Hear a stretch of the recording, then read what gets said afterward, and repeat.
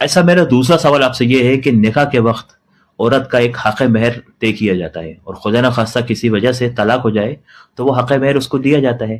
وہیں آج کل دیکھنے میں یہ آ رہا ہے کہ طلاق ہونے کے بعد اور حق مہر ملنے کے بعد لڑکیاں کیا کرتی ہیں کہ ایلی منی کی ڈیمانڈ کرتی ہیں. اس کا مطلب یہ ہے کہ یا تو وہ شوہر کی پراپرٹی میں سے کچھ حصہ مانگتی ہیں یا تو وہ یہ کہتی ہیں کہ ہمارا کچھ خرچہ باندھ دیا جائے کہ مہینے کے مہینے ہمیں ایک جو طے کیا اماؤنٹ ہے کورٹ کی طرف سے وہ دیا جائے. تو یہ پیسہ خواتین کے لیے کہاں تک جائز ہے؟ شریعت کی روشنی میں ہمیں اس کا جواب دیجیے. پہلی بات تو یہ سمجھ لیجئے کہ اللہ رب العزت نے شادی کا حکم دیا ہے اور ذمہ داری لڑکے پر ڈالی ہے. جب شادی ہو جائے گی تو نمبر ایک پر تو زندگی بھر، اگر زندگی بھر بیوی ساتھ رہتی ہے تو نان نفقے خرچ کرنے کی ذمہ داری شوہر پر ہے. اور نکاح کے موقع پر ایک مہر طے ہوتا ہے، وہ مہر دیا جاتا ہے.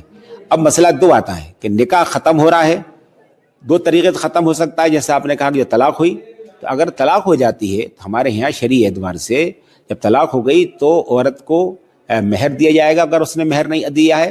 اور ہماری جو عدت رکھی ہے شریعت نے، ثلاثۃ قروء، 3 پیریڈ جو شریعت نے عدت رکھی ہے، عدت کا خرچہ دیا جائے گا. اب اس کے بعد اس کو یہ آزادی ہے کہ دوسری جگہ نکاح کرے گی، دوسرا کرے گا.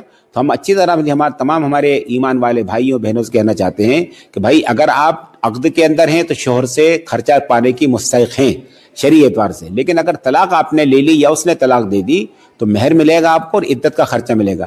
عدت کے بعد اگر مطالبہ کرنا یہ شرعی اعتبار سے جائز نہیں ہے.